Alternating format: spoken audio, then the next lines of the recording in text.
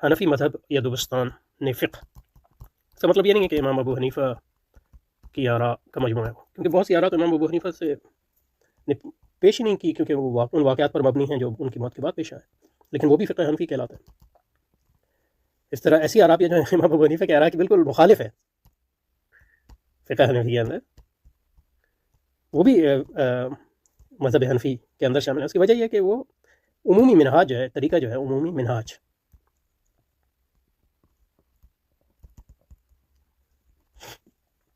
فقہ حنفی امام ابو حنیفہ کا